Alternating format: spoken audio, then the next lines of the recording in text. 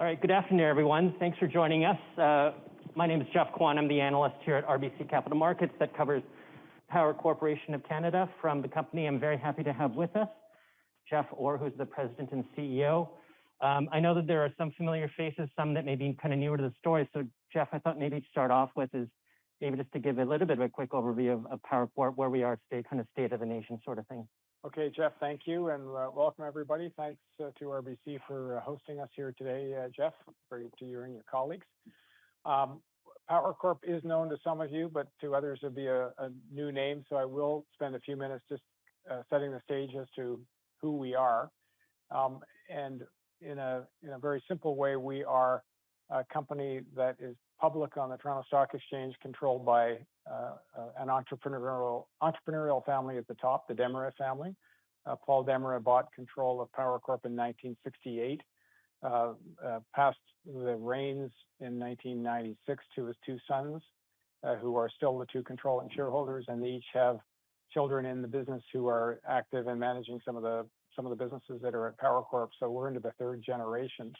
And so what flows from that is, while we own very, very large businesses, we're also a very long-term oriented company. I'll describe a little bit of our history, and then I'll talk about what we are, and then maybe pass it back to you, and we can talk about value creation and strategies. So the history was Power was virtually like a closed-end fund when Paul Desmarais took it over in '68. He switched it into focusing on a smaller number of investments, and it became a classic conglomerate in the 70s and in the 80s. Made a number of investments in financial services, bought Great-West Lifeco, and bought Investors Group, which was the Canadian sister company to Investors Diversified Services out of Minneapolis, which became American Express Advisors, now Ameriprise. So we own the Canadian sister company to Ameriprise, called now IG Wealth Management. Through the mid-90s up until the financial crisis, the financial services business just exploded. We acquired basically everything that moved in Canada and insurance and in the fund business, and we ended up becoming overwhelmingly financial services. The success track record at that point, Barron's ran an article in 2007 saying these guys are the Berkshire Hathaways of the North, only more successful, because by the time the crisis came, we had 20-year TSRs, total shareholder returns of 22, 23% at Power Corp. Same thing at Great-West, our biggest sub. So we had this amazing roll-up of 20 years of buying companies. We're very M&A focused, and financial services ended up, as I said, being 80% of the business.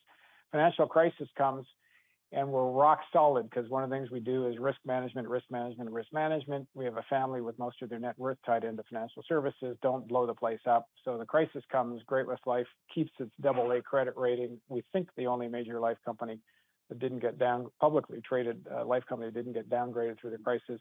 So we're kind of superstars. By the time the crisis is over, we were great in the up years, and we were fantastic through the crisis. I'm speed dating here because we've got 30 minutes. Sorry about this. We end up going, but we weren't perfect. We realized in kind of 2012, 13, we had kind of squeezed too tight on costs. We had not invested in technology. Digital was coming, and we ended up going through a period where for about 5-6 years, we really had to reinvest in our businesses. Our profits started to go sideways.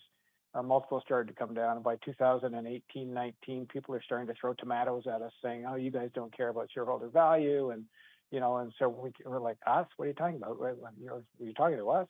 We're not doing well. So we ended up, we care a lot about that. We spend a lot of time as to what are we doing, what we need to do differently, and what we don't need to change. And we did in the very end of 2019, so a little over 3 years ago, decide to make a number of changes to what we were doing to make it more shareholder friendly to the public shareholders, not just to the Desmarais family. And in doing that, we decided we were going to do a bunch of things. We were going to, first of all, focus on financial services only. We had about 80% of the business of Power Corp is in 3 public companies that we own: Great-West Life, IGM, and GBL, which is the second biggest holding company in Europe, which we control with the Frere family. By the way, the market cap of those companies is about $60 billion in Canadian dollars. So we are managing and controlling about $60 billion in market cap companies. By the time it gets up to Power Corp, when you got minority interests in there and a discount, it's about 25 billion as the market cap of Power Corp. But we're managed much bigger businesses than that. So those three businesses were basically the key drivers of profitability, and they're about 80% of our value. The other 20% is up at Power Corp, and it was not financial services, diversified across a broad range of platforms and businesses. Most of it NAV basis, when our public subs are mostly earnings, and the market was telling us, we don't know what you own. They might be good businesses, but we're not going to spend our time trying to understand it. And they may be greater than they may not be, but we don't want them. And our discount to our net asset value, which had been very tight back in the early 2000s, gapped out to about 35%. So again, back to end of 19, we said, okay, we're changing things. We're going to focus on financial services only. Anything that's non-financial services won't be here in 5-6 years. We're not going to do a fire sale. We're not going to pull the rug out from partners that we've partnered with to say we're going to build your electric bus company or we're going to build your lighting company. We'll honor our commitments, but over time, we're taking capital out. We have all these investment platforms at Power. We're going to fund those with third-party capital and build alternative asset management businesses because we've got great teams. And if we can fund them with third-party capital and make profits as an asset manager, we'll do that because our subs, Great-West Life and IGM, need those products. And so we got some synergies there. And if we don't succeed at that, we'll ultimately sell all those businesses as well. But what we're going to have in 5 years at Power will be a smaller, simpler business in financial services.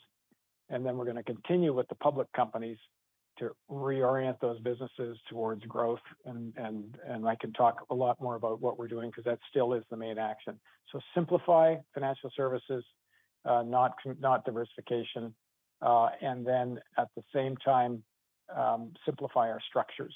So we had six companies that were public. We merged Power Financial and Power Corp. We had 2 holding companies in Europe. We merged them. Sometimes we had cross ownerships of companies. We're undoing that, simplifying the structure, simplifying what we do, and go out and talk to the market much more than we had done in the past. At that time, so that's where we've been for 3 years. We got the discount down to about from 35 down to 17, still not where it was trading historically. It's gapped up a little bit in the last few months, but it kind of waves on its way down. So that's one of the value drivers I can talk about. It's not the most significant value driver, but it's one of the value drivers. Maybe stop there. I said a lot. I've thrown a lot at people. So it's a financial services business, bottom line. No, thanks for that, Geoff. And maybe we can go into some of those businesses, go a little bit more detail what you talked about. And let's start off with Great-West Life. Yeah. Obviously, a lot of changes that we've seen there operationally, organically, as well as, acquisitions. Kind of talk about where it is today, how you kind of take a look at the outlook, both organically through acquisition. And obviously, there's certain parts of your business that you've been growing quite significantly, like on the Empower side. Yeah, that's great. Thank you. So I should have said in my brief intro that was too brief, that Great-West Life and IGM, basically those businesses they help people save and they provide insurance. And we do it through financial advisors on the individual side, and we do it through employers. We have 2 main channels. Increasingly, there's a digital channel, but through advisors and through employers. And we're in Canada, the United States, the UK, Ireland, and Germany.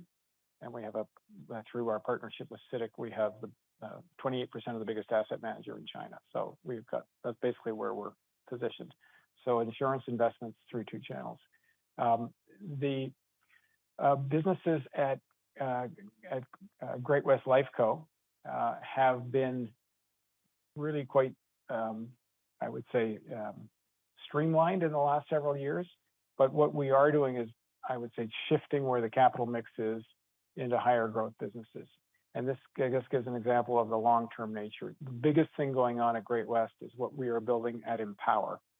And Empower is now the second largest defined contribution business in the United States. We have 17.5 million Americans that we manage their 401k plans for.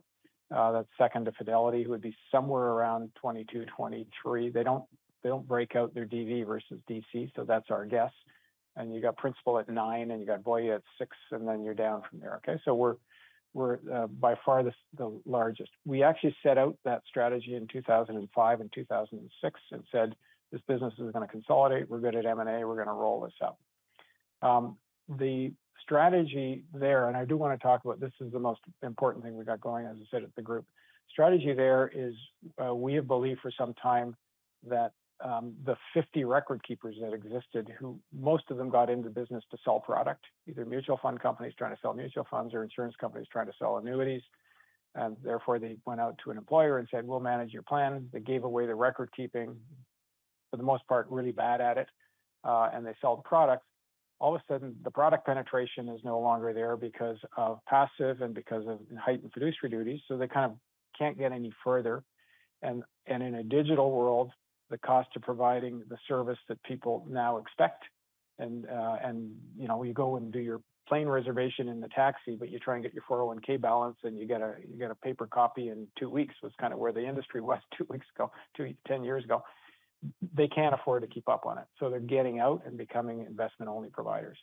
We are good at record keeping. We make money at record keeping, but we actually are not building a record keeping business. We're using it as a tool to build a wealth management business in the DC plan and on the flows that are coming out of the back end of it. So we have, first of all, built a big business. We spent $8 billion in the 12 months here in 2020 and 2021 buying MassMutual's business, Pru's business, and Personal Capital, which is a digital startup that we were funding that has about 2.5 million Americans on it on a freemium model that they convert into individual wealth managed accounts. Average balance about $650,000 US, which is an advised model at 80 basis points. You get incredible aggregation. So we bought that business, took all those tools, and have put them into the Empower business, the DC business. And that came in about 6 months ago. And the business we're building at Empower is basically, we use record keeping, but what we're really doing is providing advice. People turn on advice within the DC plan. We do have product penetration. We're about 11-12% of our products. That's miles away from the others. And then we roll, our big play is to roll the assets when they roll out a plan. So about 80-90 billion comes out of plan every year. People retire, they change employers.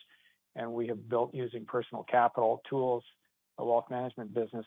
We're getting about 16% of the rollover. We were at 11 2 years ago.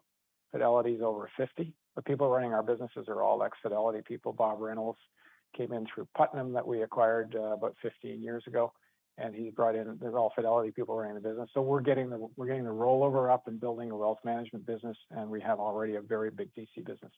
It's making Canadian dollars, make about 800 million this year out of Great-West Life's.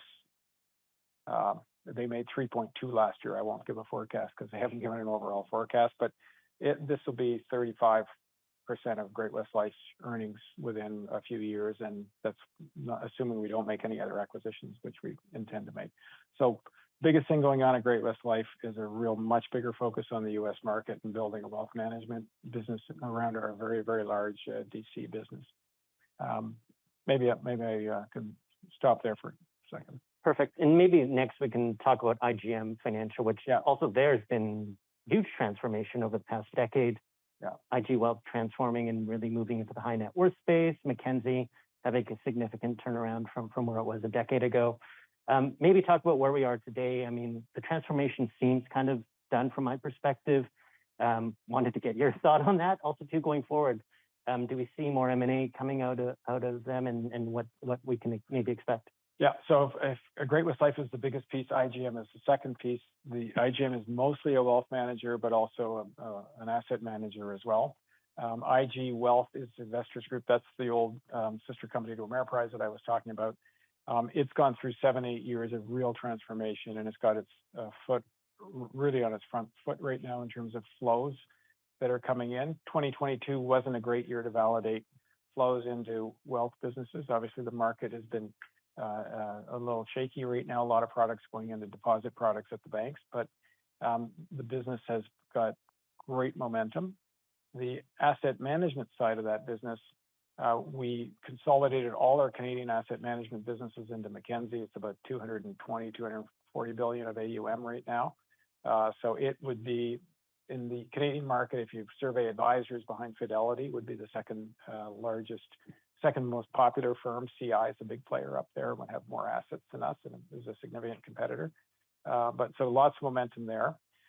We have then also consolidated our 28% in China asset management at IGM. We had some of it in Power, some of it in IGM. That was part of the simplification I talked about.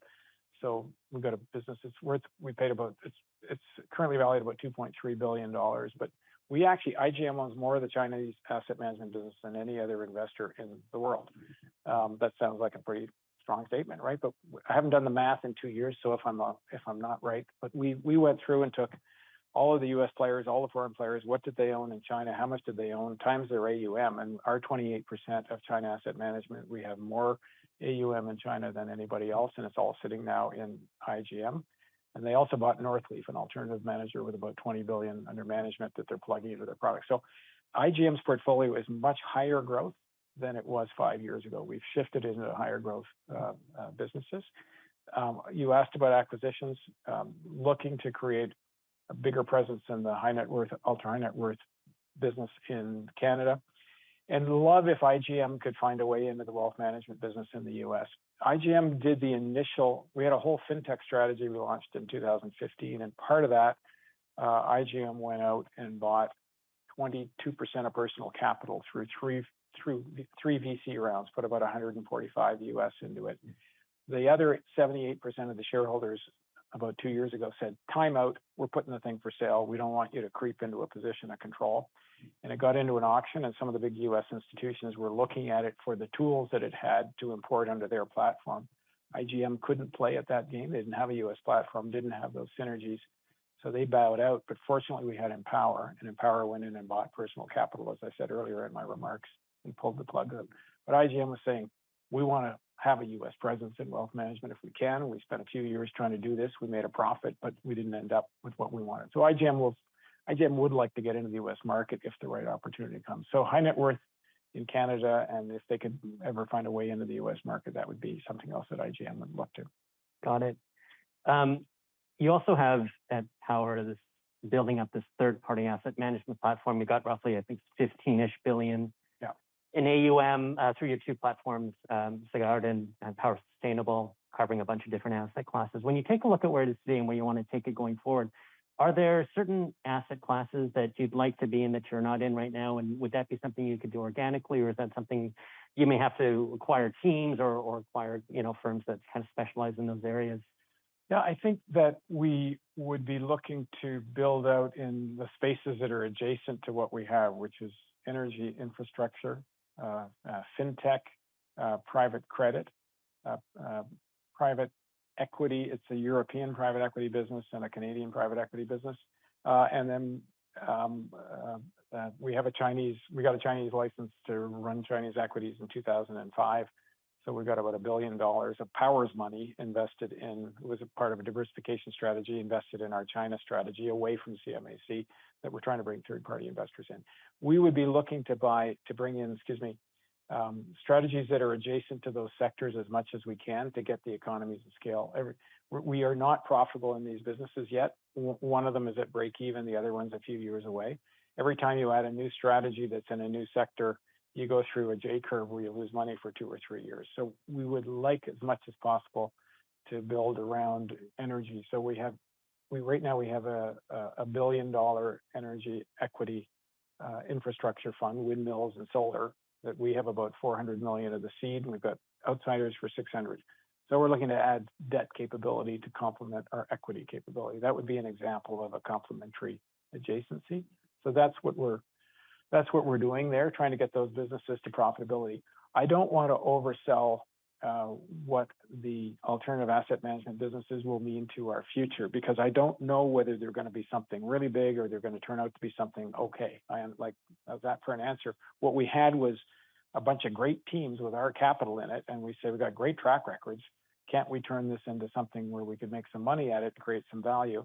By the way, Great-West Life and IGM and Empower and IG Wealth Management and Irish Life and Canada Life in the UK, these businesses need alts for their clients, and they're not going to get them all from us at Power Corp. But there's a synergy there. We could supply them with that. So we're going to try and make these businesses profitable. And if we make a go of it, do we sell them? Do we end up diluting down to a minority position? Do they end up being long-term? I think the story's too soon on that. Yep. it's interesting, it's good, we're going to create some value, but that's not what's going to create the most value. And so I didn't go through that part, and I do need to go through. I mean, what the value creation story here is threefold. 80% of the value is in the public companies. So that's where we spend 80% of our time. Great-West Life, IGM are the big parts of that, and we think the market is not appreciating the growth that we have organically. The proof will be in the pudding, but we think we'll grow earnings and we will potentially get our multiples up a turn or two. It doesn't have to happen, but we hope that would happen. We will continue to drive M&A growth that will augment that. And Great-West said we can grow 8 to 10% EPS without further acquisitions. It's trading at a very low multiple. We think there's upside in that 80%. And up at Power Corp, clean the business up, take the capital we have from selling the businesses that are non-financial services, do share buybacks, and narrow the discount back down to the single digits. It was at 35, we got it to 17. You look all of that, you got total shareholder returns in the low double digits to somewhere in the 20s, depending on how we execute. At least that's our internal plans for the next 4 or 5 years. So that's the value creation story that we have there, and that's what we've been executing. And then go out and talk to the market. We did not talk to the market, and the fact that we multi-brand, okay, we're big. Like we have you didn't know we had 17.5 million Americans as our clients. We have 12, 13 million Canadians out of 39 million. We have a third of the Canadian population. We have 40% of Ireland. We're the largest group business in the United Kingdom. People have no idea because we're Empower, we're Putnam, we're Panagora, we're Investors Group, we're Mackenzie, we're Wealthsimple in Canada, we're Irish Life, like we're China Asset Management. People have, and then we're Power at the top. Who the hell are these people anyways? We never heard of them. We're actually, really very big businesses, and we are therefore trying to communicate more frequently because people don't know who they've never heard of us. Basically, we're the biggest company they've never heard of. I mean, we do have a little bit of time, but there are two things I do want to touch on at the very least before we get going.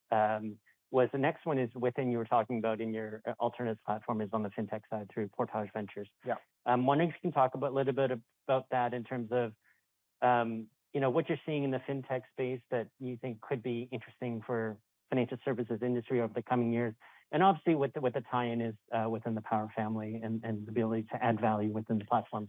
Yeah, I don't pretend to know. That's a great question that I can't answer very well. That's what I should have said. I don't pretend to have kind of the magic. This is the one that's going to break it. Okay. Our strategy in fintech was that in 2015, we had these large companies and we were afraid of disruption because we knew fintech was going to disrupt everybody. And we didn't know how we were going to be able to attract talent into our kind of large insurance or wealth management businesses. We said, hey, we got this entrepreneurial family at the top of Power. We can do it at Power. So we went out and we attracted a bunch of investors, put our own capital in, and we had a Canada Life and IG invest in it. We invited everybody else to invest, and we ended up creating all these successful companies. And then we engaged with all of our limited partners, including our companies. And now those products are throughout our businesses. But more importantly, our management teams 7 years later are much more on top of disruption than they were. And that was our goal. In the process, we made a couple of big bets. I mentioned Personal Capital, but we also funded a company in Canada called Wealthsimple, which think of Betterment in the US, but it is much bigger in its footprint. We put $300 million into it. In 2021, fintech was going nuts. It had a $5 billion valuation. We sold $500 million of our position in a funding round with a lot of, very strong institutional investors. So we were net to the good about $200 million in our pocket, and we still own 43 to 48% of the business, depending on how them. So this one has been. They don't all work out that way, okay? But this one has been pretty good, and our timing was great. So that's a business we own, and it's a big brand in Canada right now. I think it's got 1.5 or 1.6 million Canadians, most of them under the age of 30, or around 30. Two of my kids I didn't even know they had accounts with it. They know, you guys own that, Dad? You know that? So it's, so that's been, but so I'll talk about what we did in fintech, but I do not have this silver bullet on what's the next emerging trend. I just know if you're not digitalizing everything you're doing, that you can digitalize, you're going to be struggling big time 10 years from now, because just if you look at where consumer trends are going, where demographics, people are retiring, labor costs, if you're not digitalizing everything, and that's going to continue to drive financial services. And so what's, and I can talk about data and AI, but I think I'll sound like many other people that will have already heard the pitches. Maybe if I can ask one last question here, and I don't know if you can take any questions from the audience, but just on valuation, talked about it. I mean, it's trading low 30s. You collapsed structure down to high teens. We're kind of in the mid 20s now.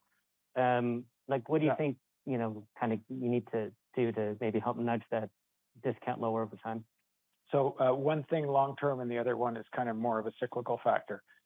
Simplifying what we own at Power Corp so that people understand it will be the biggest factor that will lower the discount. And because 85% of the public float of Power Corp is in the public market, the Desmarais own 15%. We have a bigger float than our public subs, even though they're big companies. So, there's a reason for people to buy Power Corp. I'm not selling against IGM or Great-West. It's just that people will tend to want to move in. And our biggest shareholders outside the Desmarais are some big, large U.S. fund companies that you would fund, institutional and fund investors that you would know. So people like liquidity. So there's a natural reason for them to buy Power. That should narrow the simplifying, and our liquidity will narrow the discount. What tends to happen is when everybody's clamoring to buy our shares because they want exposure to our sector, they like what we're doing, our stock tends to go up and our discount tends to narrow. And when all of a sudden the stock markets are weak and everyone's going, or boy, we don't know what's going to happen in the insurance sector or the wealth sector, and they're looking to get out, or we tend to gap out a little bit because we're a proxy for our public subs. Yeah. So simplify is the long term, and then in the last year it's gapped out a bit because our people haven't wanted exposure to companies that have a lot of exposure to the markets and market fees. So we've been selling down in our subs, and the discounts broadened out. So I'm pretty comfortable we got a path to narrow the discount. The discount is our cost base at Power Corp. We spend about $150, $160 million a year on running Power Corp. It's about the net present value of that's about 3% of our gross asset value. So I can say, okay, we should have a discount of 3%. I don't get the other 20, and so I'm on a mission to try and get that into at least single digits. But that's just that is additional value. What is really going to drive it is our success in the 80% that's within the public companies. That is, again, I want to reemphasize where we spend most of our time. Perfect. I know we've got maybe a minute left. I don't know if there was anyone that wanted to try and sneak in a quick question. I think we got one right up here.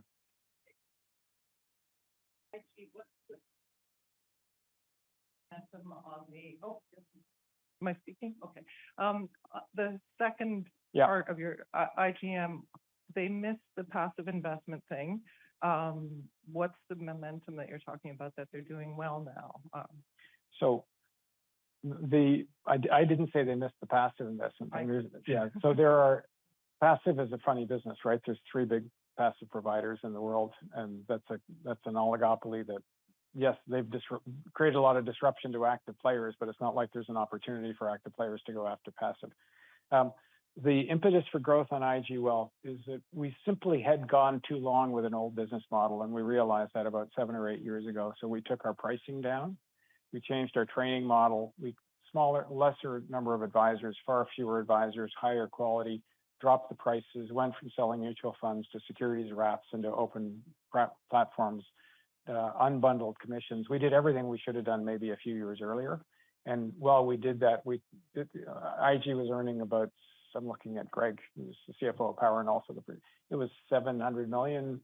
It's earning profitable business. We went sideways for like 7, 8 years on profitability, and we're now into net flows, and we have got our pricing very competitive, and we're getting much more clients that are higher net worth than we were previously. It was more kind of an affluent and mass affluent, and much more competitive. So we've got growth in IG Wealth. That's simply what I'm saying, and the market doesn't quite get that yet. They just think of it as the old Investors Group.